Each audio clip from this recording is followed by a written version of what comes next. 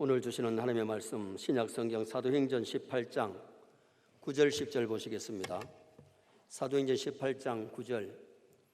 밤에 주께서 환상 가운데 바울에게 말씀하시되 두려워하지 말며 침묵하지 말고 말하라. 내가 너와 함께 있음에 어떤 사람도 너를 대적하여 해롭게 할 자가 없을 것이니 이는 이성 중에 내 백성이 많음이라 하시더라. 아멘.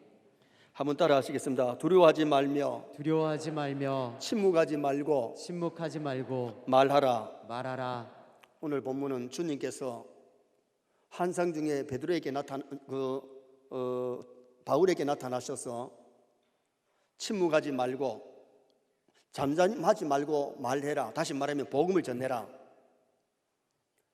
한 달 후에 우리 교회에 총력 전도일이 있기 때문에 오늘 낮에는 침묵하지 말고 말하라, 이런 제목으로 전도에 대해서 말씀을 상고하려고 합니다.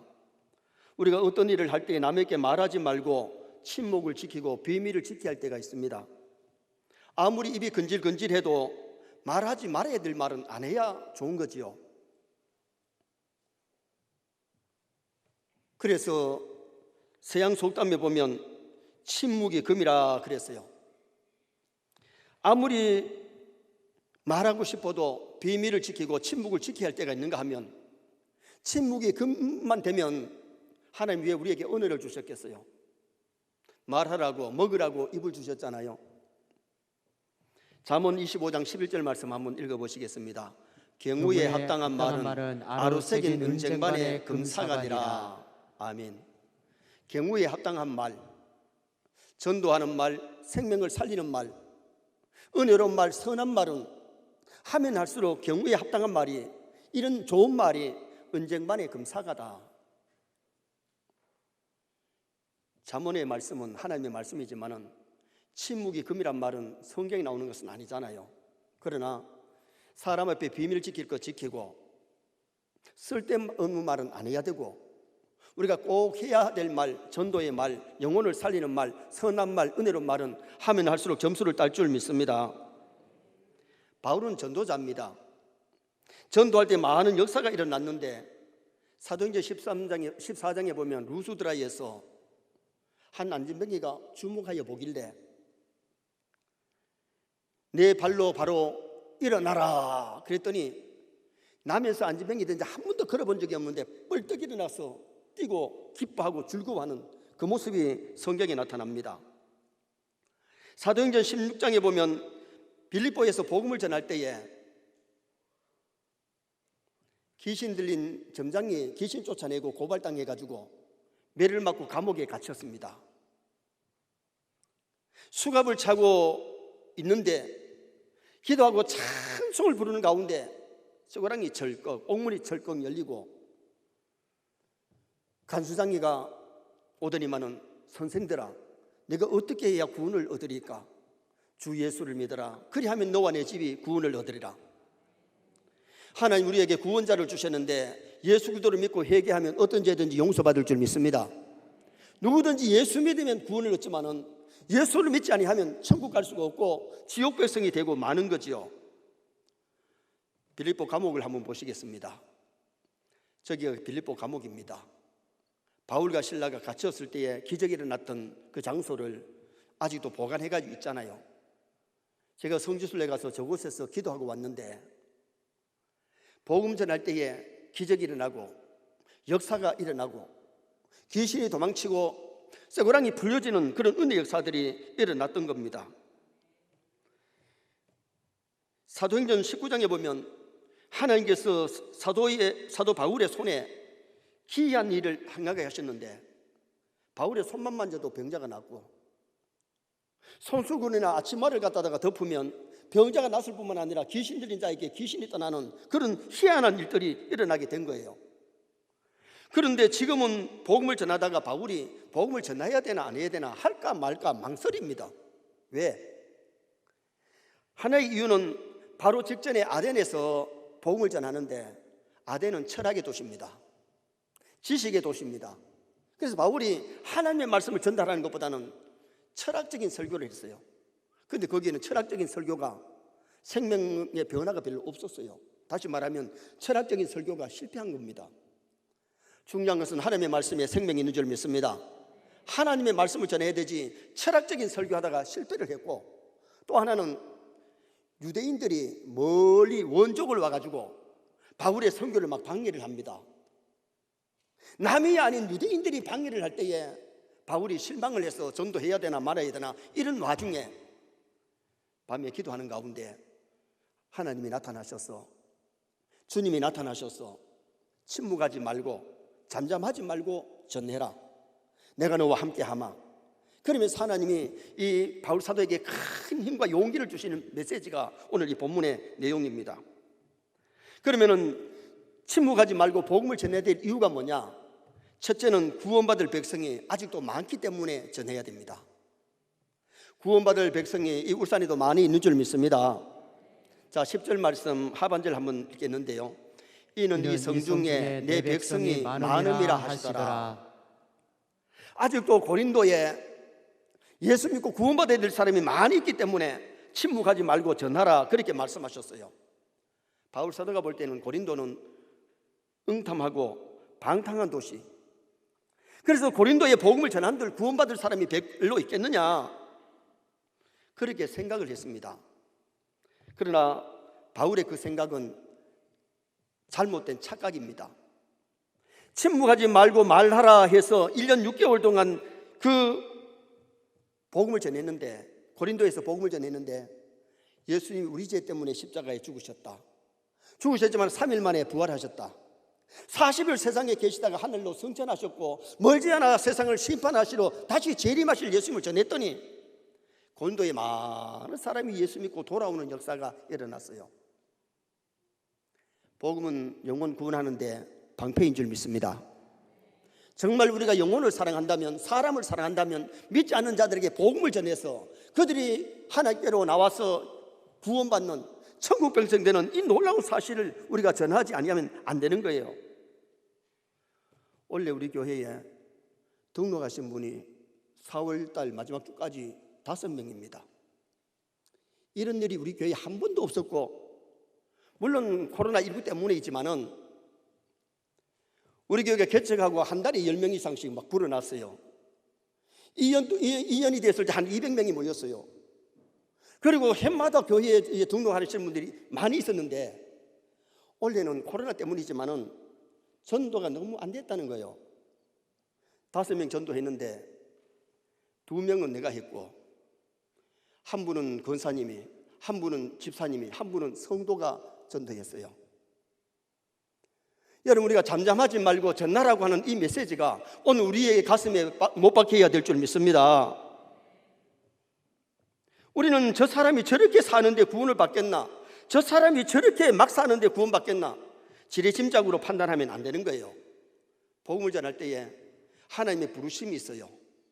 우리는 심부름하고 열매 맺게 하시는 분은 하나님이신 줄 믿습니다.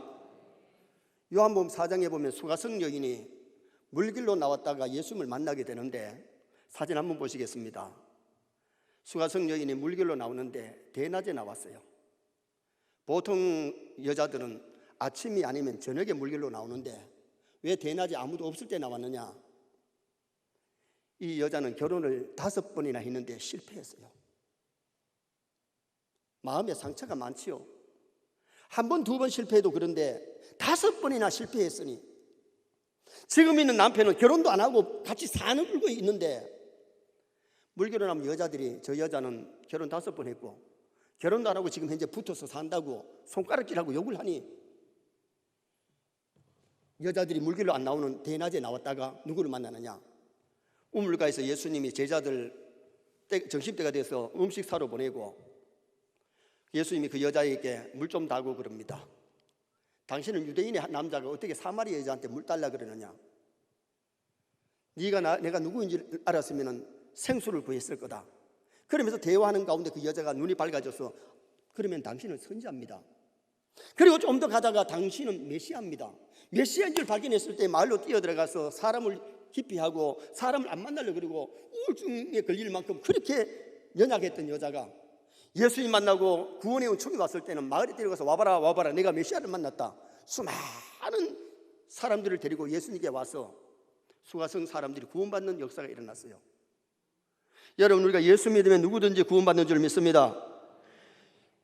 막 사는 인생 같은 그런 삶을 살았는데 되는 대로 사는 여자 같은 그 사람이 예수님을 만났을 때는 사람이 완전히 변화되는 은혜 역사가 일어나게 된 거지요. 여리고성의 기생 라합도 마찬가지지요. 웃음을 팔고 술을 팔고 몸을 팔던 여자 아닙니까? 그 여자가 출애굽하게 하신 하나님, 광야에서 지켜주신 하나님의 그 소식을 들었을 때에 믿음이 생겼고, 정탐꾼들 영접하다가 잡히면 죽는데 정탐꾼들을 영접했고, 여리고성이 무너지는 날 붉은 줄을 창문에 메고 자기 일가 친척들 지인들 못하고 기다리다가 구원받았을 뿐만 아니라 예수님의 족보에 들어가는 놀라운 은총이 임했던 겁니다. 여러분, 그 보고 사람을 평가하지 마시기 바랍니다. 누구든지 예수 믿고 구원을 얻으면 하나님의 자녀 되고 천국 백성 되는 놀라운 은총이 그 사람에게 임하게 되는 거지요.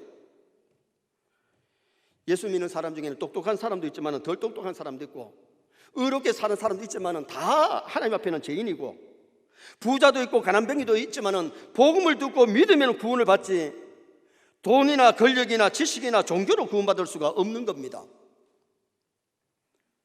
서울대 공대를 졸업하고 미국에 유학을 가서 박사학위를 받고 지금 미국 알콘 연구소에서 일하고 있는 집사님이 있습니다. 그분이 중학교 2학년 때에 사랑하고 존경하던 아버지가 갑자기 세상을 떠납니다. 그는 아버지의 죽음에 큰 충격을 받습니다. 왜 사람이 죽는가? 인생이 무엇인가? 죽은 다음에는 사람이 어떻게 되는가? 중학교 2학년이 그것 때문에 고민을 갖고 있었는데, 하루는 교회에 나가서 설교를 듣는 가운데 모든 사람은 죄인이고 죄의 삭은 사망이고 모든 사람은 하나님의 심판대 앞에서 죽은 다음에 서야 된다는 말씀을 들었습니다. 아, 모든 사람이 죄인이구나, 모든 사람은 심판대 앞에 서야 되는구나. 그 말씀을 듣고 두려웠습니다. 집에 와서 하나님 앞에 기도하는 가운데 환상이 보이는데, 자기 가슴과 배가 보이는데 가슴과 배 속에 재예군이 바글바글바글 하는 것을 보았어요. 그때에 그는 하나님 앞에 기도하기를, 하나님, 저 더러운 내 죄를 씻어주시고 새 사람 되게 해주시고 새 생활하게 해달라고 기도를 하는데, 예수님의 보혈이 그의 가슴에 배에 있는 재예군을 싹 죽일 뿐만 아니라 싹 씻어 내려가서 깨끗하게 되는 환상을 봅니다. 그리고 그는 창조주 하나님만 믿으면 누구든지 죄 용서받고 어떤 죄를 지었든지 용서받고 구원을 얻는구나, 그것을 알고는 그때부터 믿음 생활을 잘하는 성도가 된 거예요.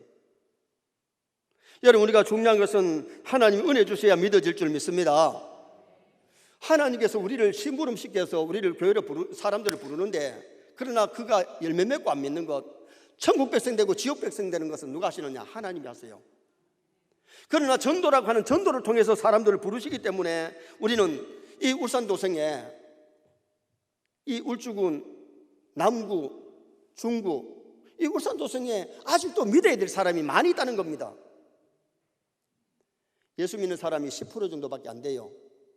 예수 믿지 않는 사람이 아직 90% 있어요. 이 성중에 믿고 구원 얻어야 될 사람이 많기 때문에 우리는 침묵하지 말고 담대하게 대상을 놓고 기도하고 찾아가고 복음 전하는 기회가 될 수 있기를 주님의 이름으로 축원합니다.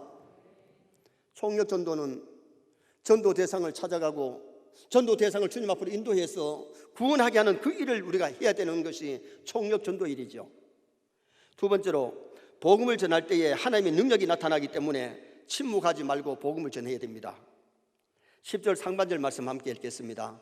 내가 너와 함께 있음에, 따라합시다. 내가 너와 함께 있음에. 우리가 침묵하지 않고 복음을 전해야 될 이유는 하나님의 말씀이 준거되는 곳에 하나님이 함께 하시고 하나님 능력이 나타난다는 겁니다. 제가 돈을 1천억을 가지고 와서 주일날 강대상에서 뿌린다면 사람들이 얼마나 많이 몰려오겠어요. 제가 여기서 막 5만 원짜리 돈을 막 뿌린다면 우리 교인들이 우리 교인만 저부하고 너희들 오지 말라고 밖에서 지킬지도 모르겠는데, 그러나 여기서 설교하지 않고 돈만 뿌린다면 그 사람들이 구원을 받느냐? 못 받습니다. 아니 예를 들어서 내가 다이아몬드 1천만 원짜리 10,000개를 가지고 와서 선착순으로 주겠다 그러면 울산도성에 여자들이 다 모일지도 모릅니다. 아니 토요일이 아니라 금요일부터 막 줄을 서가지고 기다릴지 모릅니다. 다이아몬드 반지 한번 봅시다. 여자들 다이아몬드 반지 좋아하잖아요. 저게 어마어마하게 비싼 겁니다. 그래서 제가 설교를 하지 아니하고 오는 사람들 하나씩 하나 주면 왔다 갈지는 모르지만 그 영혼들이 구원받지는 못합니다. 돈보다 더 귀한 것, 다이아몬드보다 더 귀한 것이 생명의 말씀인 줄 믿습니다. 말씀을 들을 때에 믿음이 싹이 나고 믿음이 자라고 그 믿음이 영혼을 구원하는 은혜의 역사가 일어나기 때문입니다. 하나님의 말씀이 떨어지는 곳에 거듭나는 역사, 믿음의 역사, 병든 영혼이 치료받는 은혜의 역사가 일어나기 때문입니다. 마태복음 9장에 중풍병자에게 일어나 네 자리를 들고 걸어가라. 한 번도 걸어보지 못한 사람이 일어나가지고 자리를 들고 걸어가는 그런 역사가 일어났잖아요. 주사를 준 것이 아니고 약을 준 것이 아닙니다. 말씀으로 외쳤을 때에 안전하게 일어나는 기적의 역사가 일어나게 된 거지요. 미국의 한 사장님이 신경쇠약에 걸려서 몸이 점점 병들어 죽어갑니다. 자기 병을 고치려고 정신과 의사를 찾아갔는데 그 정신과 의사가 교회의 집사님이고 믿음이 좋은 집사님입니다. 그 의사가 하는 얘기가 당신의 병은 우리 병원에서 못 고치고 내가 좋은 분을 소개해 주겠습니다. 후스턴 교회에 찰스 알렌 목사님을 찾아가시면 당신의 병을 고칠 수 있습니다. 그래서 후스턴 교회에 찰스 알렌 목사님을 소개해 줬어요. 그 사장님이 병을 고치기 위해서 교회를 안 나가던 사람이 후스턴 교회에 담임 목사님을 만났습니다. 그때 담임 목사님 찰스 알렌 목사님이 약 처방을 해주는데 시편 23편을 아침에 일어나서 한번 읽고 아침 먹고 한번, 점심 먹고 한번, 저녁 먹고 한번, 잠자리 들기 전에 한번 매일 5번을 복용하세요. 바쁘다고 빨리 읽어도 안 되고 바쁘다고 해서 한 목에 5번을 읽어도 안 되고 시간을 맞추어서 약 복용하듯이 복용을 하시기 바랍니다.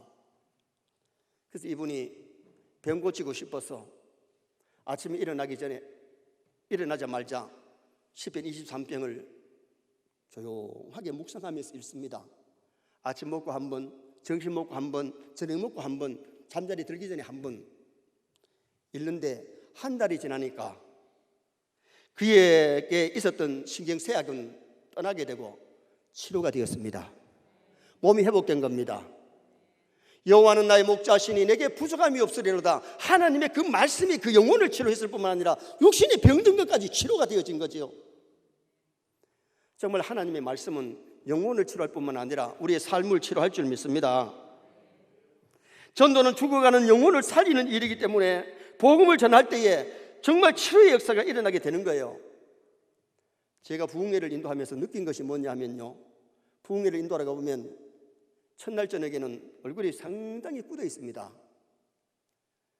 그 다음날 새벽기도 낮 공부하고 저녁 집회 마치면 40%가 얼굴이 밝아집니다.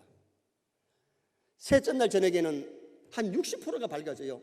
마지막 날 마칠 때가 되면 100%는 아닌데 80% 정도가 완전히 얼굴이 밝아진 것을 봅니다. 왜? 은혜 받으니까 영혼이 치료되니까 즐거운 겁니다. 여러분, 우리가 중요한 것은 복음을 전할 때에 하나님의 능력이 임함을 믿으시기를 바랍니다. 복음을 전하고 하나님의 일을 할 때에 하나님이 함께 하시고 임마누엘 하실 뿐만 아니라 하나님이 능력을 베풀어 주시는 그런 은혜 역사가 일어나기 때문에 우리가 복음을 전해야 되는 겁니다. 마지막 세 번째는 복음을 전할 때에 대적자들을 물리쳐 주시기 때문에 우리가 담대하게 복음을 전해야 됩니다. 10절 중반절 말씀 한번 보시겠습니다. 어떤 사람도 너를 대적하여 해롭게 할 자가 없을 것이니. 복음을 전하고 하나님의 일을 할 때에 하나님이 대적자를 물리쳐 주신다. 물론 복음 전하는 곳에 사탄의 역사도 있어요. 바울이 복음 전하다가 맞아서 죽을 뻔한 것이 여러 번 있었습니다. 고난은 있지만은 대적자를 하나님이 물려쳐 주시는 것이 임마누엘 하나님이세요.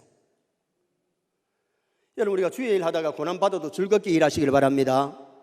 하나님이 임마누엘 하실 뿐만 아니라 하나님이 대적자를 물리쳐 주시겠다고 약속하신 말씀이고, 복음을 전하고 주의 일 할 때에 마음에 기쁨이 넘쳐나는 역사가 일어나요. 누가복음 10장에 보면 70인 전도자가 둘씩 나가서 복음을 전할 때에 돌아와서 복음할 때 뭐라 그랬어요? 기쁨으로 돌아와. 기쁨으로 돌아와. 우리가 복음을 전할 때에 귀신들도 우리에게 항복하더이다. 복음 전할 때 막 귀신이 막 도망을 치고 놀라운 하나님의 역사가 일어났을 때에 즐겁게 돌아와서 그들이 보고했잖아요. 그런데 예수님이 귀신이 항복하는 것으로 기뻐하지 말고 너 이름이 생명책에 기록된 것을 기뻐해라. 복음 전하는 자의 이름은 이미 생명책에 기록된 줄 믿습니다. 참으로 구원받은 사람이 바르게 복음 전할 수 있지, 구원받지 못한 사람도 호역 전도하는 사람이 있습니다. 심지어 무당이 당신은 교회 가야 병이 낫습니다. 그래서 그 사람이 교회 와가지고 예수 믿고 병 고치고 구원받은 사람 있어요. 그러나 무당이 전도했다고 하늘나라 가서 상 받는 것은 아니잖아요. 오늘 우리가 중요한 것은 복음 전할 때에 하나님께서 함께 하시고 대적을 물리쳐 주심을 믿으시기를 바랍니다. 스위스 사람들은